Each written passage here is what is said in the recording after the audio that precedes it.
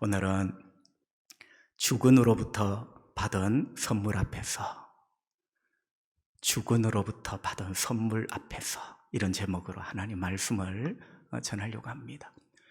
여러분, 주군은 작게 말하면 주인이에요. 가장 큰 주군은 임금입니다. 그래서 이 모든 것들을 통칭하여 주군, 이렇게 합니다. 성도 여러분, 우리가 자주 쓰는 말 중에 하나가 친구야, 나 하나님께 은혜 받았다 합니다. 은혜는 내가 만드는 게 아니에요. 또 줍는 것도 아니에요. 은혜는 항상 받는 겁니다. 그리고 친구야, 하나님이 은혜 참 큰 은혜 주셨고 나 은혜 많이 받았어. 자, 여러분 보세요. 하나님은 언제나 은혜를 주시는 분. 우리는 은혜를 어떻게 받았다, 이렇게 표현을 합니다. 참 겸손한 표현입니다. 그리고 그게 맞아요. 우리는 하나님께 은혜를 드릴 수가 없어요. 영광을 드리지. 항상 은혜는 하나님이 주시고 우리는 받습니다. 그런데 여러분, 궁금한 게 있습니다. 하나님께서 은혜 주셨어, 나 은혜 받았어. 여러분, 이런 표현은 어디서 나온 걸까요? 자, 거꾸로 하나님이 은혜 주셨어, 나 은혜 받았어, 이 표현이 성경에만 있는 예수쟁이만 쓰는 문장이었을까? 아니면 그 당시 사회 문화 속에 다른 사람들도 쓰고 알고 있는 문장이었을까? 제가 이렇게 묻는 거예요. 여러분 아시죠? 성경은 하나님이 우리에게 계시해 주는 말씀입니다. 그런데 하나님은 애가 달아. 우리가 다 하나님 말씀을 깨닫고 알아들을 수 있도록 이 세상에 사용되는 문화, 이 세상에 사용되는 표현, 이런 것들을 다 활용해서 하나님 말씀을 우리에게 이렇게 적어두고 읽고 깨닫도록 하시는 거죠. 답이 나오죠. 예수쟁이만 쓰는 단어가 아니고 그 당시 사회 문화 속에 있었던 단어, 은혜 주셨다, 은혜 받았다, 이런 표현이다. 여러분, 이것을 가장 분명하게 볼 수 있는 곳이 어디냐? 왕궁입니다. 자, 임금이 신하에게 은혜를 베풉니다. 물론 그때는 은혜라는 말을 안 써요. 호의를 베풀죠. 호의. 기특한 놈, 말단 신하에게 호의를 베풀어요. 여러분, 호의를 베풀면서 따라가는 게 선물입니다. 그래서 은혜와 선물이라는 말은 같은 거예요. 은혜는 임금님이 품은 마음, 그 품은 마음이 표현되는 게 선물입니다. 조금 이따 말씀드리지만 구원은 하나님의 은혜이자 하나님의 선물입니다. 똑같은 말이에요. 하나님께서 우리에게 호의를 베푸시는 거예요. 호의를 베푸는 그 선물 이름이 구원이에요. 자, 이렇게 성경이 아니더라도 그 시대의 왕궁에 가면 임금님이 나의 주군, 나의 왕이 그 신하에게 호의를 베풀었대. 그 신하에게 선물을 주었대. 임금이 내리는 선물을 하사품이라 합니다. 성도 여러분, 받은 신하는 어떻게 할까요? 몸둘 바를 모르죠. 나 같은 말단, 나 같은 신하에게 나의 주군님, 나의 임금이 호의를 베풀고 선물을 주셨어. 여러분, 몸둘 바를 모르고 감사하고 감격을 합니다. 사극을 보면 감업하옵나이다. 여러분, 감업이 뭐냐? 감격하여 우는 거예요. 여러분, 이게 저는 동양에만 있는 말이 아니라 생각합니다. 여러분, 천하의 제일 신의 자리에 있는 황제가 나 같은 인간에게 호의와 친절을 베풀며 선물을 주셨어요. 감업, 감격하여 우는 거죠. 여러분, 이런 것들이 그 당시 궁궐 속에 임금과 신하 혹은 임금과 백성 사이에 있었던 표현이다. 이런 사회 문화적 배경이 성경에 채용되면서 성경은 하나님 말씀을 잘 우리에게 계시를 하고 있는 것이죠. 자, 보세요. 왕의 자리에 하나님이 딱 들어갑니다. 선물을 받는 신하의 자리에 우리가 들어가요. 그리고 왕이 베푼 호의와 선물에 무슨 말이 들어가죠? 은혜라는 말이 들어가는 거예요. 여러분, 똑같은 말입니다. 그래서 왕이 신하에게 호의와 선물을 베풀었다. 이 말이 왕이신 하나님이 나 같은 인간에게 은혜를 베푸셨다. 그래서 그 호의가 성경에 넘어오면서 은혜라는 말로 이렇게 바뀌게 된 거죠. 성도 여러분, 은혜라는 헬라 말을 카리스라고 합니다. 단어가 예쁘죠? 카리스. 카리스라는 말은 성경에 있을 때는 은혜예요. 그런데 그 당시 성경 밖의 사람들은 호의 혹은 귀한 선물, 호의와 귀한 선물도 카리스예요. 그러니까 임금이 신하에게 호의를 베풀어 카리스를 베푼 거예요. 하나님이 우리에게 은혜를 베푸십니다. 여러분, 똑같은 이야기를 우리가 알아들을 수 있도록 하나님께서 그렇게 표현을 하시는 겁니다. 성도 여러분, 교회 안에는 많은 것들이 있습니다. 사람들도 있고, 사람이 모이다 보니까 조직이 있고 시스템이 있습니다. 사역이 있고 심지어는 프로그램까지 다양합니다. 그러나 이게 교회의 전부는 아니죠. 여러분, 사실은 교회의 기반이라는 게 있어요. 자, 집, 기와장이 있습니다. 가재도구가 있습니다. 그러나 집에서 가장 중요한 것은 기반. 집의 기반은 땅입니다. 가재도구는 흔들릴 수가 있어요. 움직일 수가 있어요. 땅은 움직일 수 없는 것. 그 땅 위에 내 집이 있는 거예요. 여러분, 교회에 수많은 사람과 프로그램과 사역이 있지만, 중요하지만 교회의 기반, 움직일 수 없는 것, 움직여져서도 안 되는 기반이 뭐냐? 복음입니다. 자, 집은 땅 위에 세워지고 교회는 복음 위에 세워지는 겁니다. 그래서 복음이 교회의 기반이다.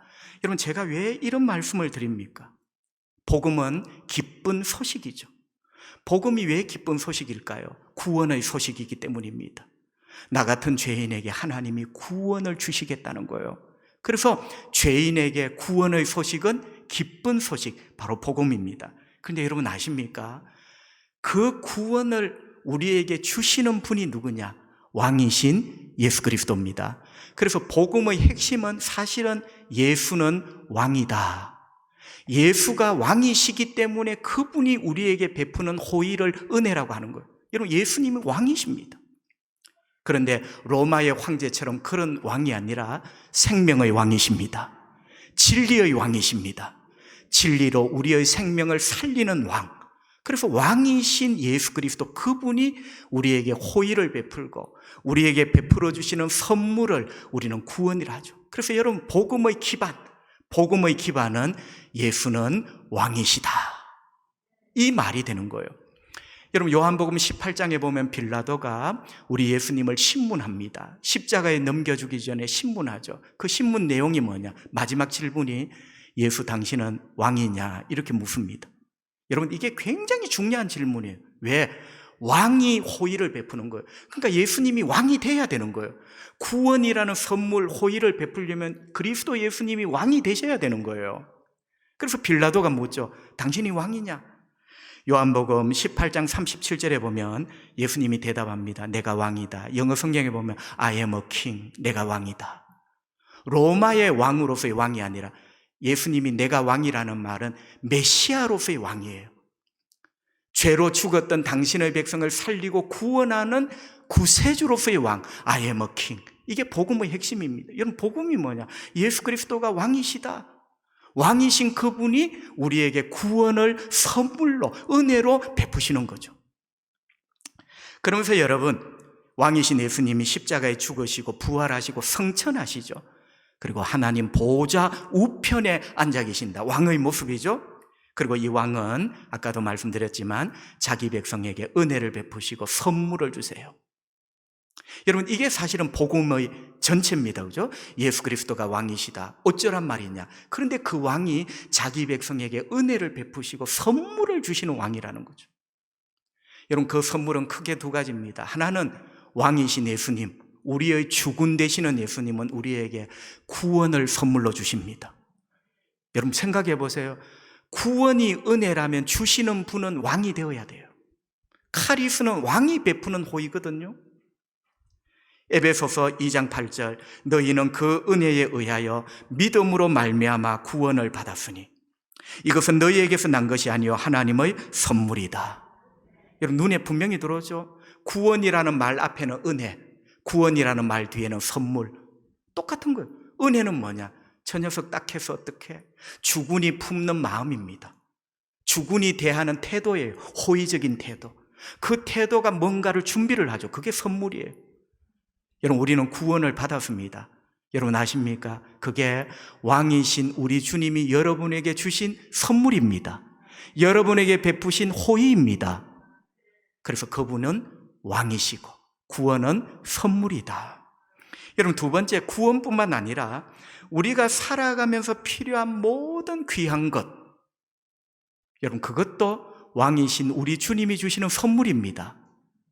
여러분, 우리가에게 남아있는 것들이 참 많습니다. 살아가면서 필요한 것, 건강, 물질, 친구, 가족, 여러분 뭐든지 귀한 선물 왕이신 나의 주님 우리에게 주실 겁니다. 지금까지도 주셨고 앞으로도 주실 거예요. 야고보서 1장 17절, 온갖 좋은 은사와 온전한 선물, 은사도 선물이에요. 자, 성경은 이렇게 말합니다. 좋은 선물, 온전한 선물이 다 위로부터 빛들의 아버지께로부터 내려오나니, 역시 표현이 주시는 것, 내려온다고 표현을 하고 있습니다. 하나님께서 여러분의 삶에 온갖 귀한 선물 주시기를 바랍니다. 여러분, 이거는 주셔야 되는 거예요. 왜? 그분은 나의 주군이십니다. 그분은 나의 왕이십니다. 나에게 귀한 선물 주시는 왕이십니다.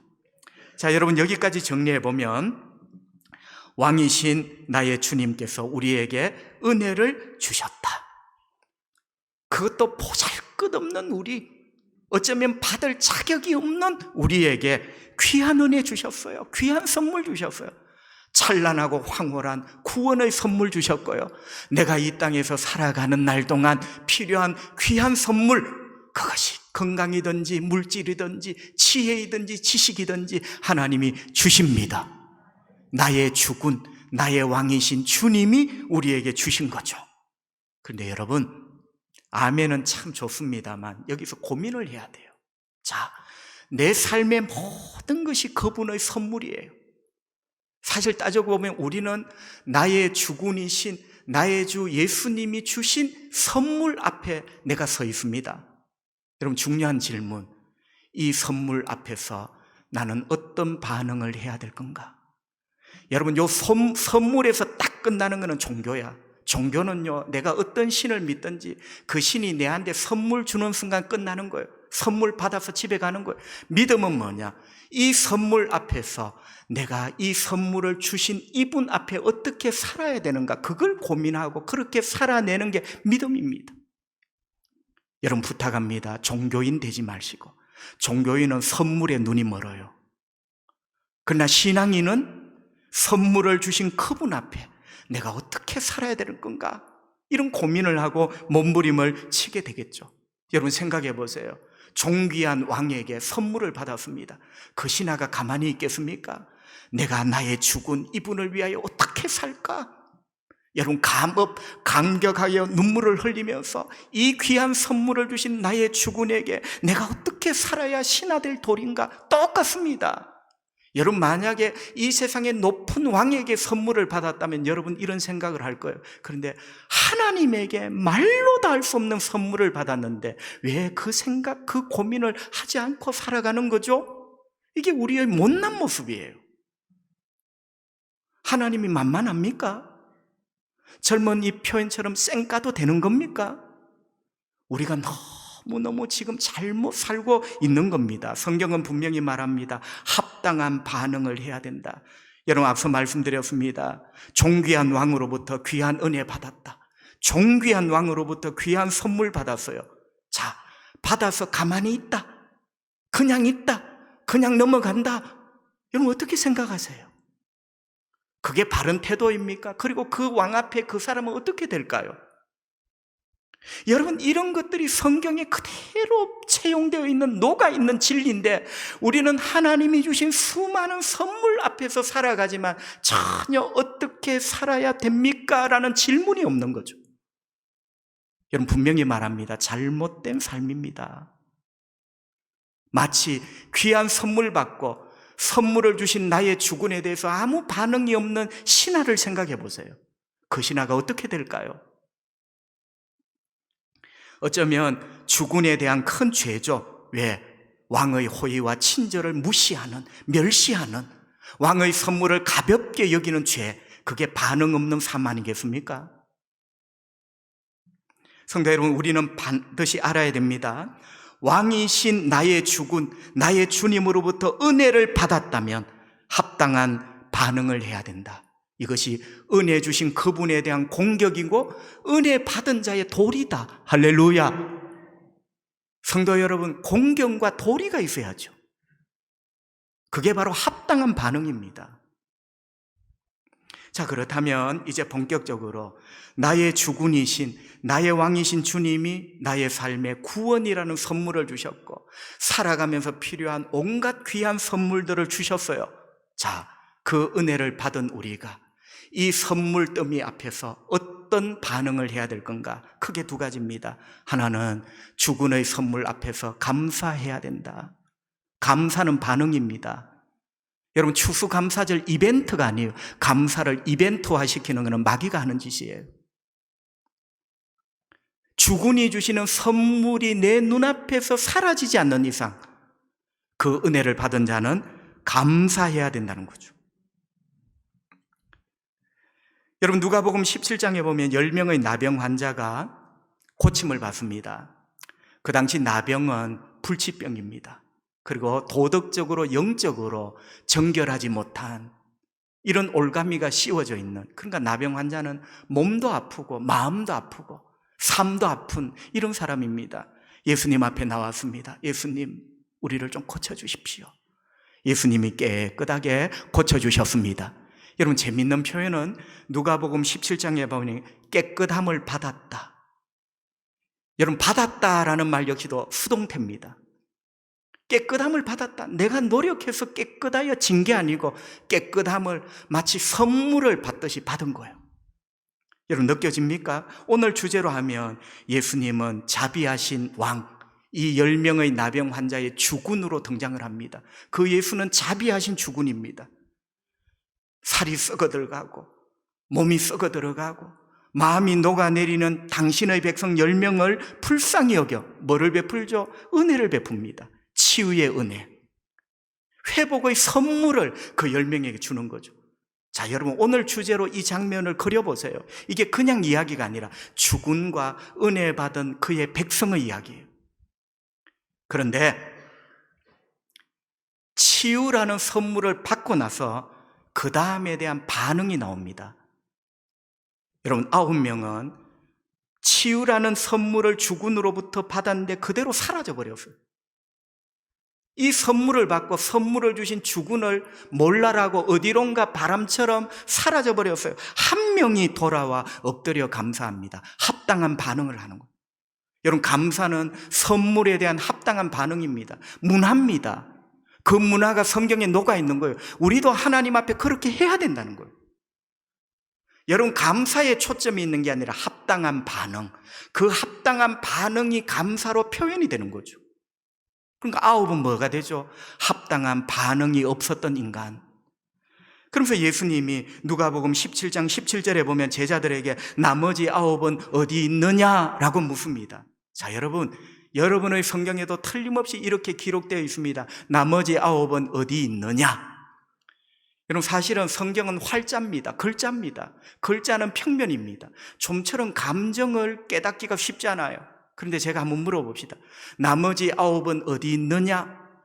글자는 평면이지만 예수님이 이 말씀을 하셨을 때 예수님의 감정이 어떤 감정으로 이 질문을 던졌을까? 어떤 분은 아쉬워서, 어떤 분은 실망하여. 틀린 말은 아닙니다. 그런데 정답에 가까이 가기는 턱없이 부족합니다. 예수님이 나머지 9은 어디 있느냐? 이 질문은 어떤 신학자가 지적을 했습니다. 분노가 담긴 질문이었다. 저는 동의합니다. 이 질문은 분노였을 것이다. 여러분, 왜 그럴까요? 자, 자비한 주군 예수 그리스도가 치유와 회복이라는 은혜 선물을 베풀었어요. 여러분, 그 선물, 그 은혜를 입은 백성이 어떻게 해야 됩니까? 합당한 반응, 감사를 해야 되는데 그 합당한 반응이 없는 거죠. 예수님의 이 질문은 분노였을 것이다. 여러분, 좀처럼 감사할 줄 모르고 감사가 없이 살아가는 우리, 그냥 성경 이야기가 재밌다라고 듣지 말고 여러분 오늘 이야기 그 하나님이 진짜 왕이라고 생각해 보세요. 여러분이 그 왕으로부터 엄청난 선물을 받았는데 지금 입을 닫고 어디론가 사라져버리고 있는 거예요. 여러분 어떻게 생각하세요? 저 자신부터 너무 부끄럽죠. 그리고 여러분 부끄러움이 지나치면 이거는 두려운 겁니다. 그 왕이 은혜를 쌩까고 있는 임금님의 호의를 무시하고 멸시하는 그 신하를 가만히 두겠습니까?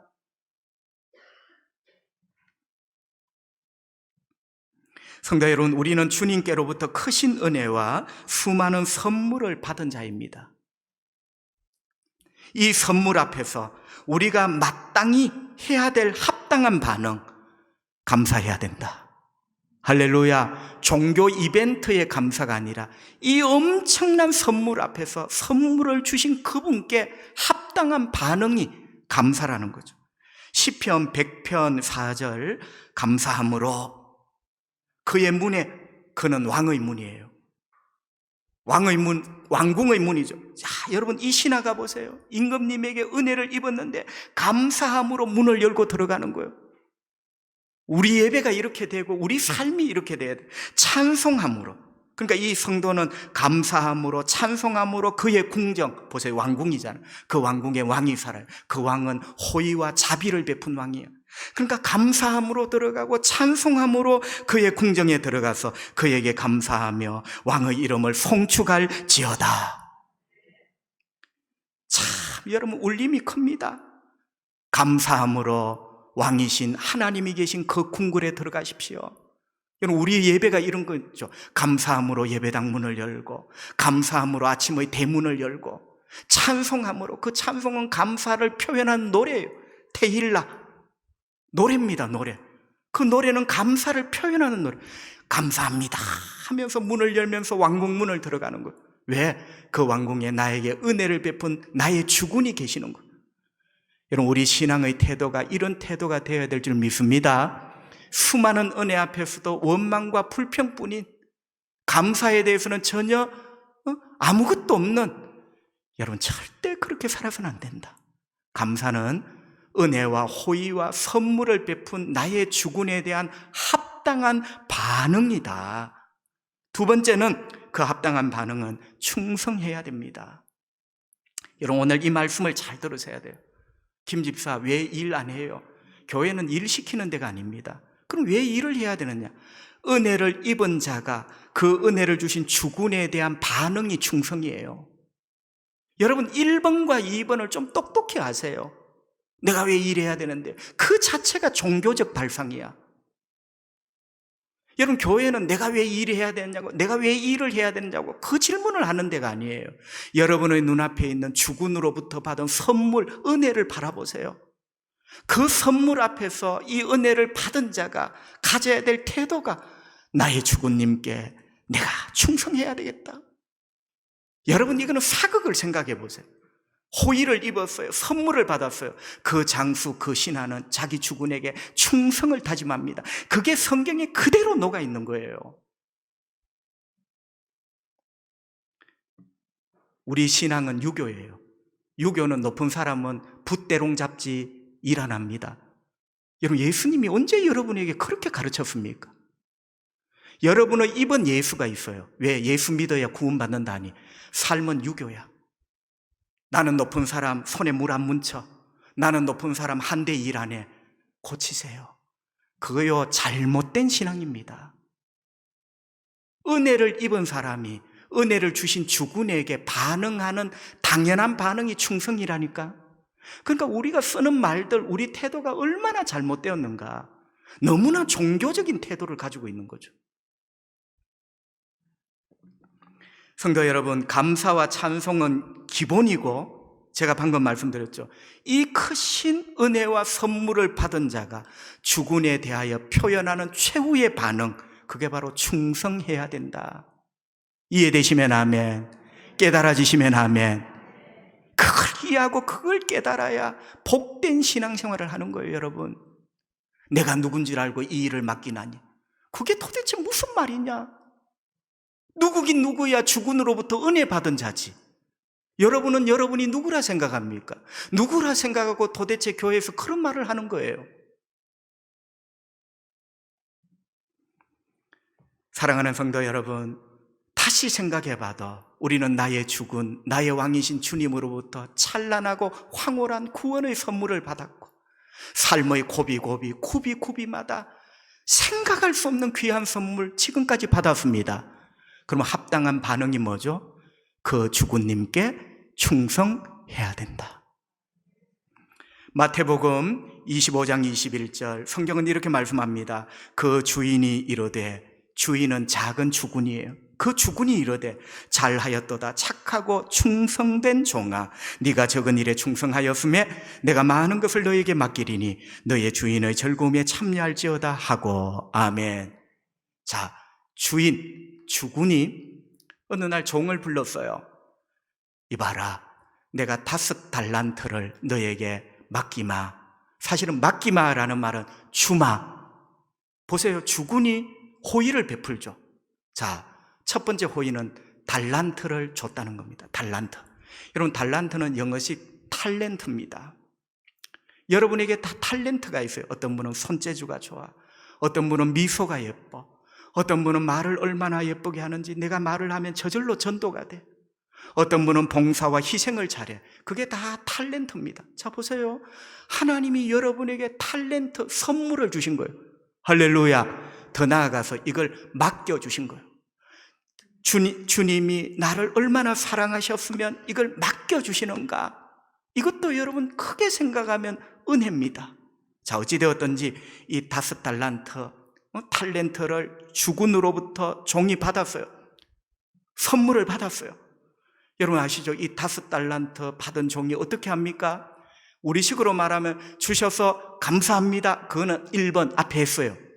그런데 오늘 본문에 보니까 이 5달란트를 받은 종은 감사 대신 뭐 합니까? 충성을 하잖아. 여러분, 이게 그냥 재미있는 이야기가 아니고 하나님이 우리에게 진짜 하고 싶은 이야기를 하는 거예요. 네가 받았으면, 선물로 받았으면 뭐 하라는 거예요? 충성. 1번은 감사, 2번은 충성이에요. 여러분, 이 충성이 종이기 때문에 하는 게 아니라 주군으로부터 은혜를, 선물을 받았어요. 그래서 지금 합당한 반응, 충성을 하는 거예요. 그래서 충성하여 5달란트를 남기죠. 주군님이 뭐라 합니까? 참 잘하였도다 착하고 충성된 종아. 여러분 축복합니다. 여러분도 우리의 주군님 예수님으로부터 이 칭찬을 들을 수 있기를 바랍니다. 여러분, 주님은 잘하였도다, 영어 성경을 보세요. well.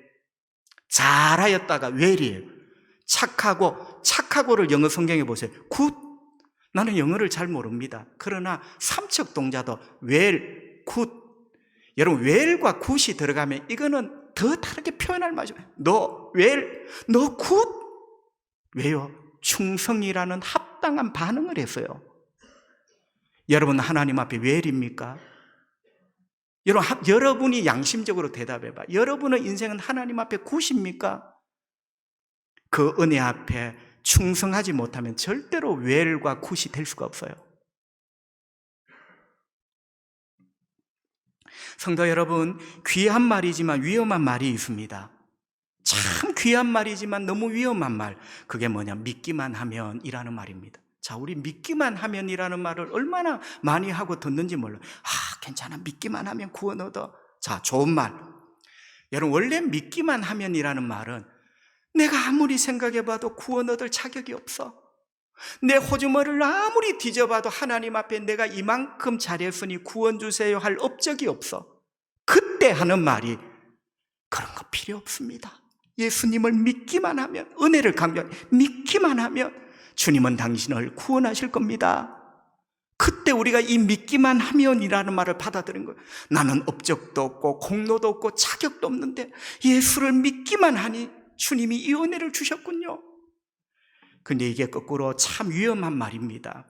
여러분, 믿기만 하면이라고 하니까 앞에처럼 써야 되는데, 목사님 믿기만 하면 된다고 해서 나 예수 믿고 구원받았습니다, 믿기만 하면 된대, 그래서 예수 믿고 구원받았대, 거기서 땡이야.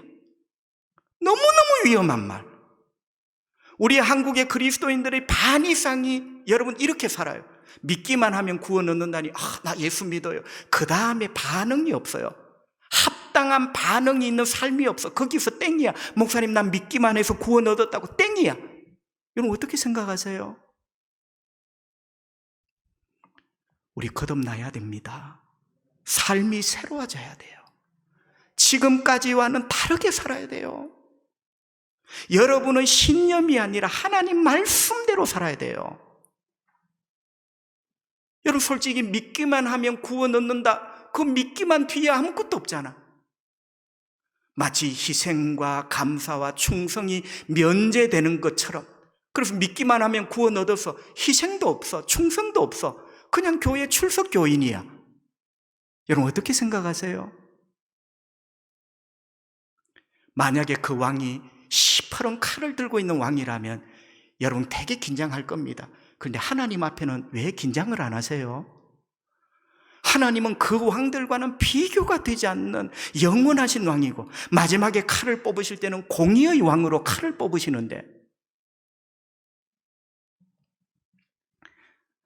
독일의 유명한 목사님 보네프는 우리의 이런 자세를 값싼 은혜, 싸구려 은혜다, 이렇게 직격탄을 날렸어요. 여러분 주님이 우리에게 베푸신 은혜는 얼마나 비싼 은혜입니까? 당신의 몸을 십자가에서 우리 위하여 내어주신 은혜잖아요. 거룩하신 영광이신 그분이 죄인이 되어 죽으시잖아요. 너무나 비싼 은혜. 이 세상의 억만금이 아니라 하나님의 아들의 생명을 주고 주신 선물이에요. 너무나 비싼 은혜. 그런데 우리가 삶으로 싸구려 은혜를 만드는 거예요. 여러분 보네프가 이런 직격탄을 날린 이유가 뭐냐? 독일의 그리스도인의 삶이 없는 거예요. 은혜로 구원받았다고 하는데 그 은혜를 희생이 없고 충성이 없이 감사가 없이, 그러니까 세상 사람들이 보기에는 너무나 싸구려 은혜예요. 은혜로 구원받았다는 삶의 태도가, 삶의 모습이 너무 아닌 거죠. 성도 여러분, 값싼 은혜의 반대말이 뭡니까? 비싼 은혜죠. 비싼 은혜는 합당한 반응이 있는 은혜입니다. 주님이 십자가에 못 박혀 죽으신 그 은혜에 합당한 삶이 있는 은혜를 만들 때 비로소 그 은혜가 값비싼 은혜가 되는 거죠. 여러분 우리 모습이 하나님이 선물로 주신 구원의 은혜가 참 귀하고 너무나 귀하다는 의식을 세상 사람이 가질 수 있도록, 그거는 어디에 달려있냐? 그 은혜에 반응하는 우리 삶에 달려있는 거예요. 죄송합니다. 우리 하나님께 우리의 삶이 엉망이 되다 보니 하나님의 그 비싼 은혜를 싸구려 은혜로 우리가 만들어버린 거예요. 성도 여러분, 그 합당한 반응, 하이라이트가 바로 충성해야 된다는 거죠. 명심하십시오. 충성하라는 말은 그냥 열심히 일하라는 것 아닙니다. 김 집사 열심히 해야 되죠. 그런데 여러분 충성이 그냥 일 열심히 하라는 게 아니에요. 왕이신 주님께서 주신 선물, 구원의 선물, 내가 살아가면서 필요한 모든 귀한 선물, 그 선물을 내가 받았어요. 내 눈앞에 그 선물이 쌓여 있어. 여기에 대한 합당한 왕의 신하로, 왕의 백성으로 합당한 반응이, 이 귀한 선물 주신 나의 주군을 위하여 충성해야 되겠다. 느껴지시면 아멘. 여러분 이게 성경입니다.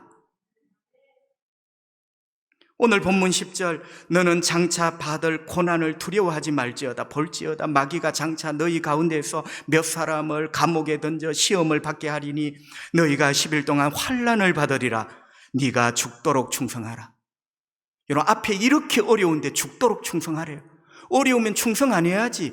그게 저와 여러분이잖아. 얼마나 야비하고. 주군님은 당신의 생명을 십자가에 내어주며 우리에게 구원의 선물을 주셨는데 우리는 형편대로 충성하는 거예요. 여러분 앞에 5개의 단어가 다 무서운 단어예요. 그런데도 네가 죽도록 충성해라. 충성은 형편과 관계없는 거예요. 그리하면 내가 생명의 관을 너에게 주리라. 여러분 주님은 충성하라 합니다. 누구에게? 여러분 성경 12절을 보시면요, 교회에게, 주님이 지금 이 교회에게 주님이 말씀을 하시는 거예요. 교회에게 충성하라고 합니다. 교회는 누굽니까? 왕이신 주님, 우리의 주군이신 주님에게 구원의 선물을 받은 자, 온갖 은혜를 누리고 있는 자가 교회, 바로 우리들입니다. 여러분 충성하라 이 말씀을 세상에 주는 게 아니에요. 청와대 국무위원들에게 하시는 말씀이 아니고 이 땅의 교회에게 주군이신 왕이신 예수님께로부터 이 위대한 선물과 은혜를 받은 교회에게 주님 말씀하시는 거예요. 충성하라. 은혜에 대한 합당한 반응이 충성이라는 걸 우리는 직감을 할 수가 있습니다. 그런데 여러분 자세히 보면요, 두 가지가 있습니다. 어떻게 충성해야 됩니까? 어떤 일이 있어도 충성해라. 아까 제가 말씀드렸죠. 여러분 11절에 나오는 5가지 무서운 단어, 고난, 마귀, 감옥, 시험, 환난, 눈이 있으면 봐요. 이 5가지가 곧 너희 앞에 있을 것인데 어떤 일이 있더라도 네가 충성하라는 거예요. 그 다음 두 번째는 어디까지 충성해야 됩니까? 어디까지? 죽도록. 여러분 죽도록이라는 말은 새가 빠지도록이라는 말이 아니에요. 죽도록이라는 말은 죽는 지점까지. 그래서 영어 성경에 보면 죽도록이라는 어떤 영어 성경은 포인트를 썼어요. 여러분 우리 충성의 마지막 마침표 포인트가 어디에 찍혀졌냐? 죽는 그 순간 충성이 끝이 나는 거예요. 그러니까 여기 죽도록이라는 말은 새가 빠지기가 아니고 죽는 그 지점, 그 포인트까지, 죽는 그 지점, 그 포인트까지 너는 충성하며 살아야 된다. 여러분은 벌써 충성의 마침표를 벌써 찍었어. 어떤 분은 3년 전 왜 더 이상 충성하냐고 물으니까 시험 받았대. 여러분 하나님의 은혜가 도대체 뭔가를 좀 아세요? 여러분에게 이 귀한 은혜와 선물을 주신 여러분의 죽은 왕이 누구신가를 아세요? 3년 전에 시험 받아 이제 충성 안 한대. 도대체 이게 무슨 말인지. 성경 말씀하시잖아요. 죽는 그 지점, 그 포인트까지 너는 충성을 다해야 돼.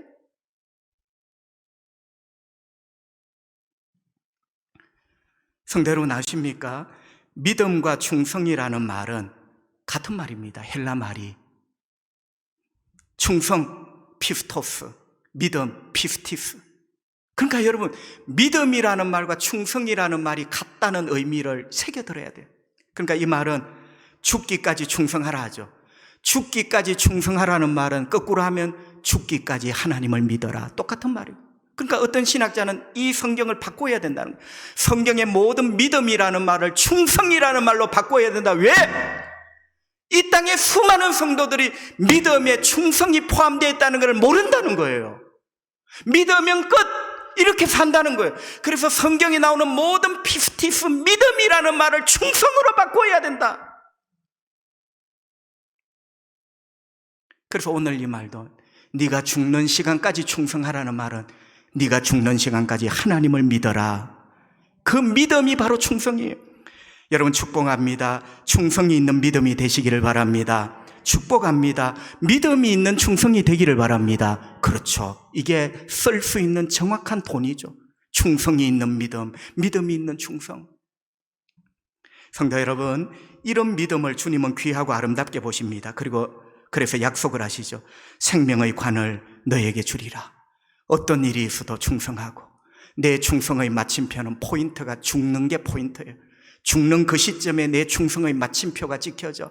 이런 믿음, 이런 충성 주님이 귀하게 여기시며 생명의 관을 너에게 주리라. 그리고 한 번 더 강조합니다. 12절 귀 있는 자는 성령이 교회에게, 이게 여러분에게 하시는 말씀이, 여러분 귀 있잖아. 귀 있는 자는 성령이 지금 여러분에게 하시는 말씀을 들으래요. 앞에 이 11절 말씀을 들으래요. 그리고 이 말씀대로 아름답게 살아가. 아까 마태복음 25장의 죽은 생각나죠? 웰! 너의 인생 웰! 너의 인생 굿!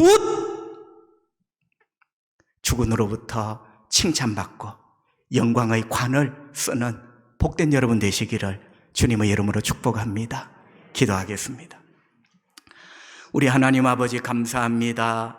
예배함이 감사하며 기쁨이 되게 하시니 감사합니다.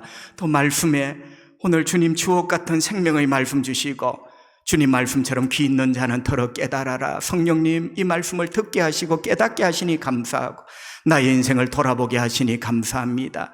내 인생에 필요한 것이 무엇인지 깨닫게 하시니 감사합니다.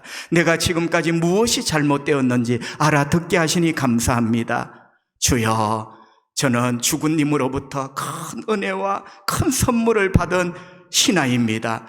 감사하며 살겠습니다. 충성하며 살겠습니다. 합당한 반응이 있는 굿 멋진 하나님의 자녀로 살아가겠습니다. 저를 축복하여 주시옵소서.